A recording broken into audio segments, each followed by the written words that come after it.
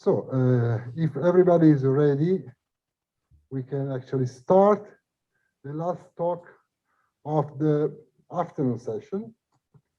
Then we will have a short break of half an hour, and then we will have some of the video presenters who will present, leave their videos. So it's the last part of the program of today, according to the program we published.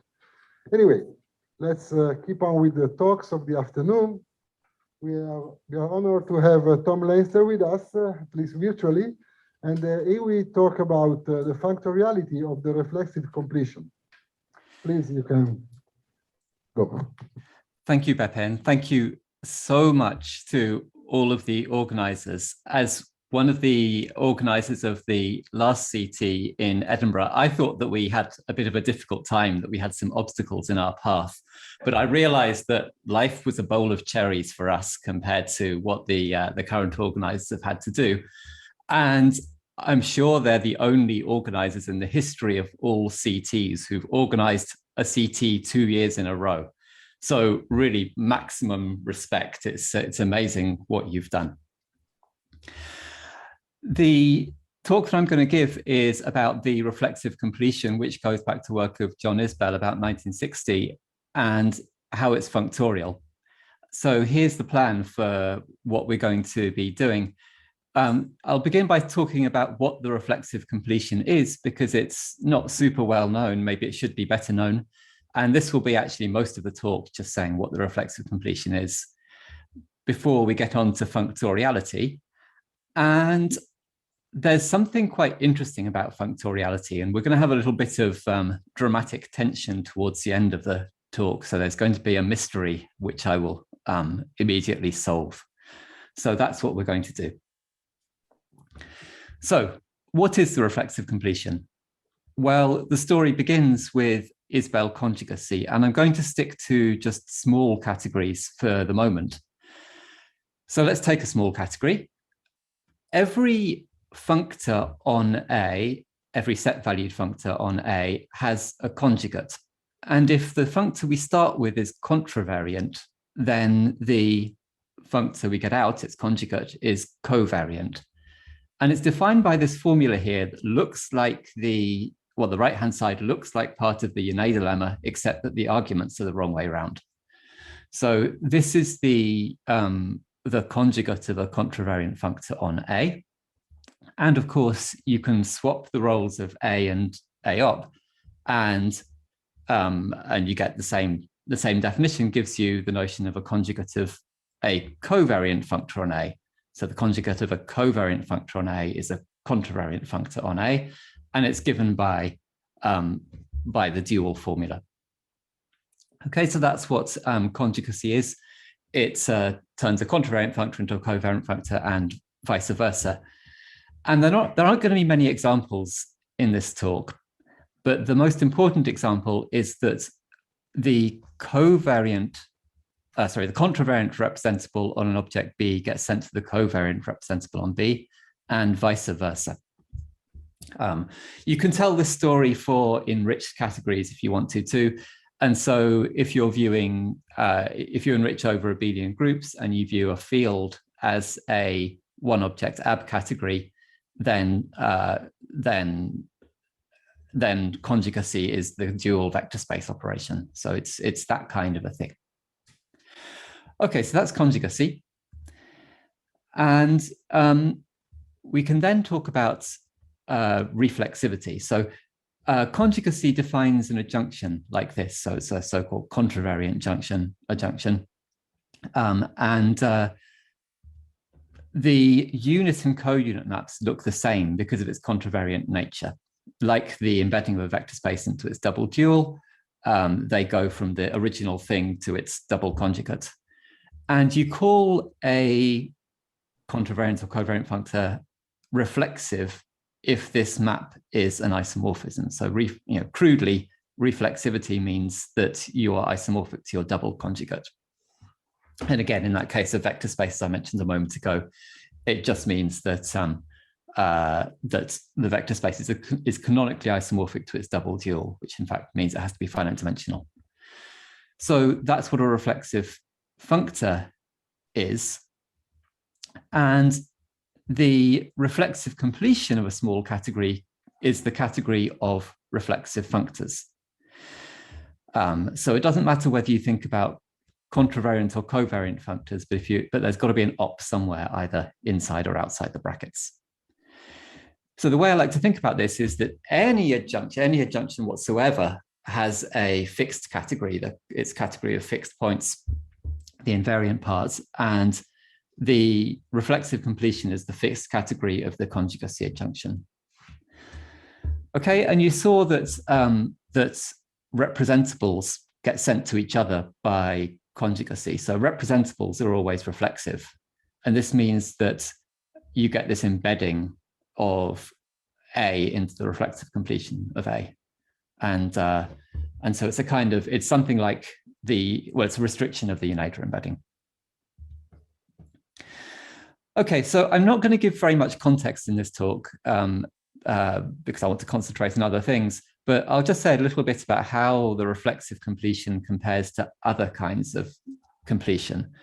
So here's a small category A, here's its reflexive completion. And then this here is the Cauchy completion, so that's smaller than the reflexive completion. This here is the free co-completion of A, and this is the free completion of A. And this here, if you know what it is the Isbell envelope. There's a sense in which this square is actually a pullback. So in a sense, the reflexive completion is the intersection of A op set and A set op. Okay, so that's just to situate the reflexive completion among other kinds of completion. Okay, so here's a difficult thing. We have defined the reflexive completion for small categories.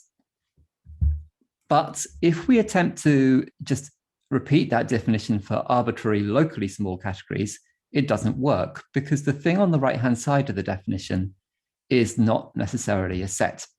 And there are examples where, in fact, it is not a set. So we have to do something about it. And people have found various different ways to do something about it, but I'm going to tell you one of them.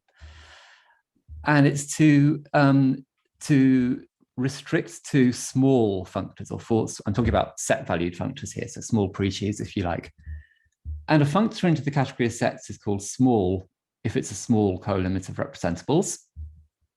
If the category itself is small, then every functor on it into sets is small. That's a kind of Unida type result. On the other hand, not every set valued functor in the world is small. If you think about it, taking a large discrete category, so a proper class as a discrete category, and taking the terminal functor on it, that functor is not small. It can't be expressed as a small co-limit of representables. The thing that makes small functors really important is this, that if we write A hat for the collection of all small functors, all small contravariant functors on A, so that's a full subcategory of A op set, then A hat is the free co-completion of A, the free completion of A under small co-limits. Okay, so if A is small, then A hat is literally equal to A op set, but in general, A hat is smaller than A op set. And dually, A check, the opposite of the category of small covariant functors, is the free completion of A under small limits. So that's why small functors are so important. And they will save us here as well, because we can take any locally small category and we can define the conjugate of any small pre-sheaf on it. So I won't explain why, but it's not too hard to convince yourself that this formula is valid. So this is a valid functor. It's not necessarily small, but that's okay. And we still have an adjointness relation of some kind. It's a bit tricky to express it as an actual adjunction, but we do genuinely have this when X and Y are small. I should have said that. And we still have these unit maps. So we can define what we want to define, which is reflexivity. So here we go. A functor is said to be reflexive if it and its conjugate are both small, and the canonical map to the double conjugate is an isomorphism. So what that's really saying is that the smallness conditions guarantee that everything is defined, and then we're saying it's canonically isomorphic to its double conjugate, which is what reflexivity means. And the same definition, of course, goes for the dual definition goes for covariant functors. And the reflexive completion, just as in the case of small categories A, it consists of all the reflexive functors, contravariant or covariant, as you prefer. And so still, just as in the small case, representables are reflexive, so we still have this Uneda type embedding of A into its reflexive completion. Okay, so there are lots of nice things about the reflexive completion of a category. And for example, it's idempotent. If you take a category, reflexively complete it and do it again, it doesn't make any difference. Doing it twice is the same as doing it once. But I'm just going to talk about one particular property of the reflexive completion, which is its universal property. So in order to explain it, I have to do a quick review of dense and adequate functors. The terminology on this has been a bit variable over the years, so I'm going to say what I mean. So a functor, I mean, this is completely standard. A functor is dense if its nerve type functor NF here is full and faithful. And the archetypal example of a dense functor is the Uneda embedding. I'm going to call a functor small dense if not only is it dense, but also these Breeches here are all small. And that means that the nerve functor lands in A hat, which remember in general is smaller than A offset. And dually, of course, codense and small codense. And the archetypal example of a small dense functor is the embedding of A into its free co-completion. Okay, and a functor is said to be adequate if it's full and faithful and dense and codense, and then you can attach small to everything as well. So one thing to keep in your head for later in the talk is that when you attach the modifier small, you're making a stronger property. So small dense is stronger than dense, for example. And the archetypal example of a small adequate functor is this Uneda-ish embedding of a category into its reflexive completion. Okay, and the universal property that I'm about to state is a precise way of saying that this is the archetypal example of a small adequate functor. So here we go. And this is more or less due to Isbell in 1960. So it's a bit of an unusual universal property. It says that the reflexive completion is the largest, not smallest, the largest category containing A as a small adequate subcategory. In other words, such that the embedding from A into RA is small adequate. And I think the most familiar comparison is a result in topology that the completion of a metric space is the largest metric space containing A as a dense subspace. So let me state the theorem more exactly now. So here we go. If we start with a small adequate functor F, there's a unique full and faithful functor NF, making this commute up to isomorphism, of course. And in fact, this NF is adequate. So I'm calling it NF because it is kind of the nerve functor again, in disguise. And you might notice that F was small adequate and NF is adequate. And that's a little itch that we're going to have to scratch later in the talk. But anyway, this is a universal property, and it's a universal property that the reflexive completion has. Okay, so in what sense is the reflexive completion functorial? Well, first of all, not in the most obvious sense. So we can't make our functorial on all functors. So there's no functor from cat to cat or cat up to cat. You can't even get away with a pseudo functor that does what you want on objects. And it doesn't matter if you stick to small categories either. It doesn't help whatsoever. So it just can't be done. You can prove that as a little argument.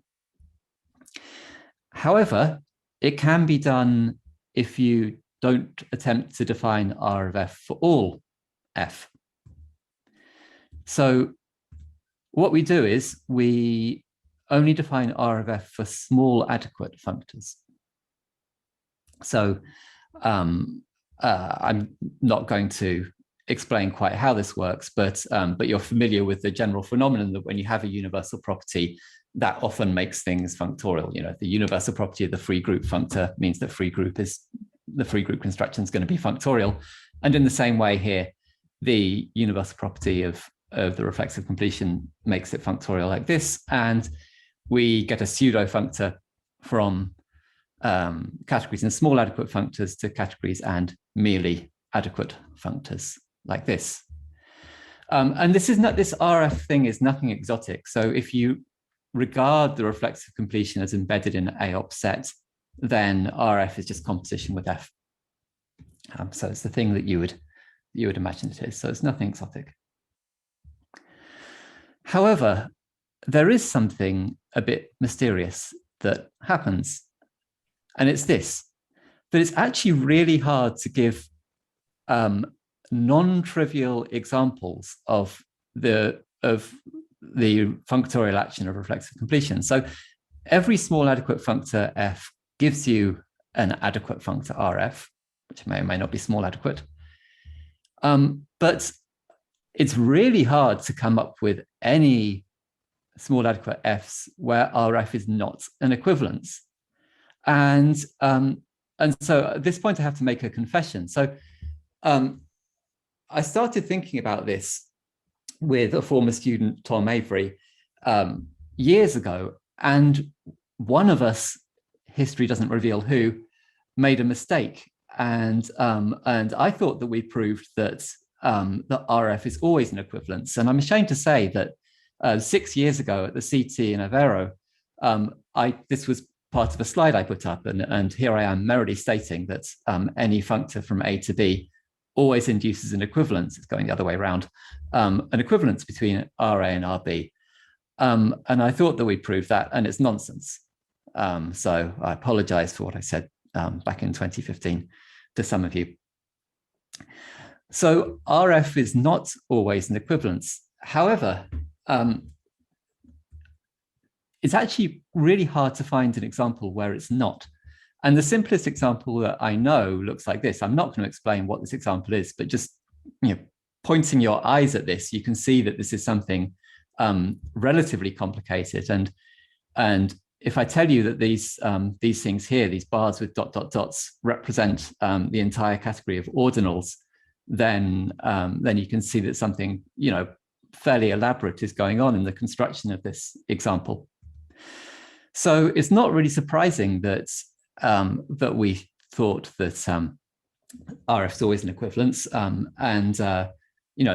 this empirical evidence that suggests that it's very often an equivalence. What on earth does that mean? What does very often mean in category theory? So that's a mystery.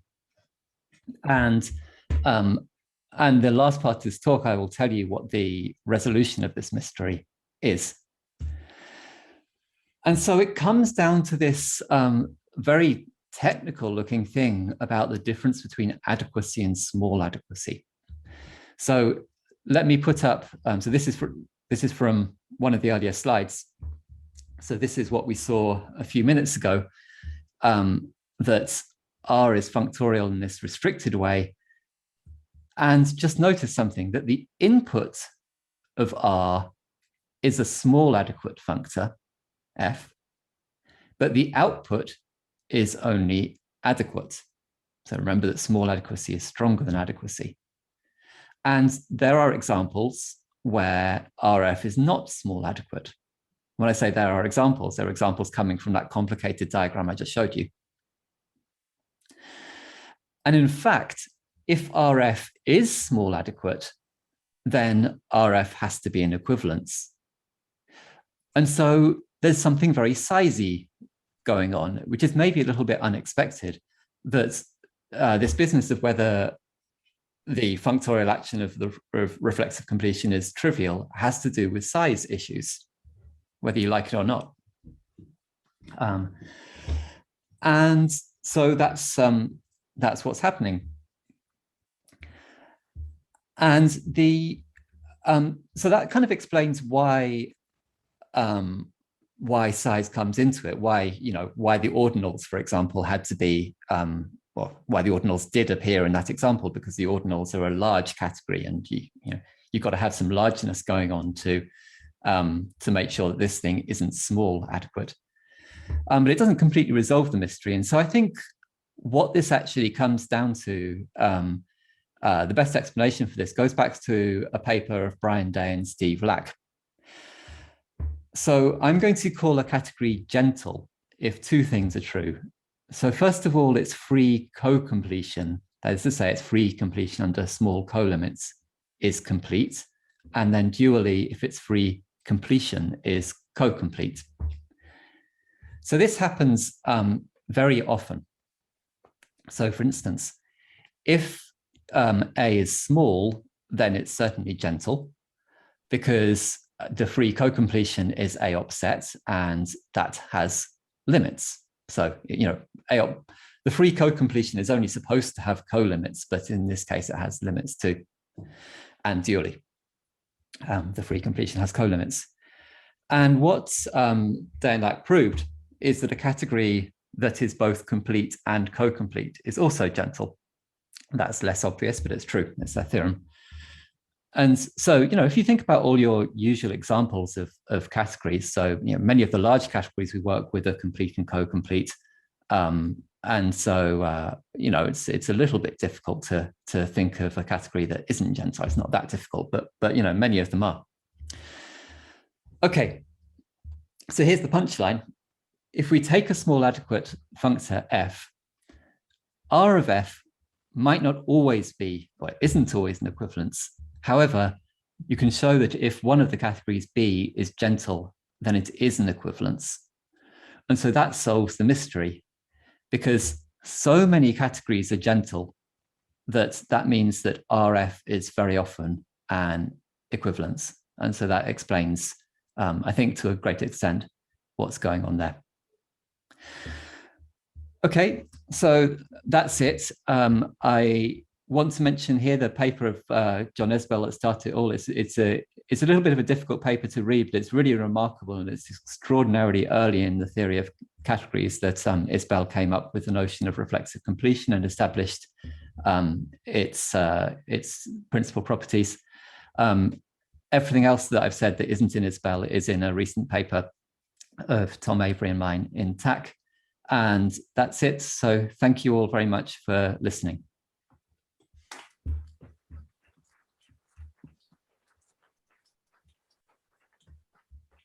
Thank you, Tom, for your talk. And now it's time for questions or comments here in the room or on the Zoom.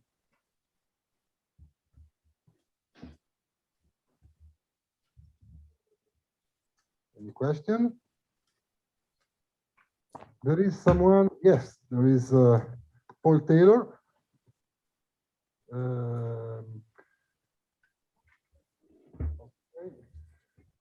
Okay, sorry, it says I'm not repeating, but can you give some examples of reflexive completion? For sure, yeah. I concentrate on non-examples. So so for some trivial examples, if you take any small discrete category, then reflexively completing just adds an initial object and a terminal object. If you take any category that's either complete or co-complete, then reflexive completion does nothing. So it's already reflexively complete. Let's see, one more. So this is really trivial, but it's significant. The reflexive completion of the empty category is the terminal category. So the reason why I mention that is that it shows that reflexive completion is not the same as Cauchy completion, because the Cauchy completion of the empty category is empty. So yeah, my paper with Tom Avery is full of examples, but those are three. Any other questions? or here? I don't think so. So let me thank the speaker again. Thank you, Tom. Thank you.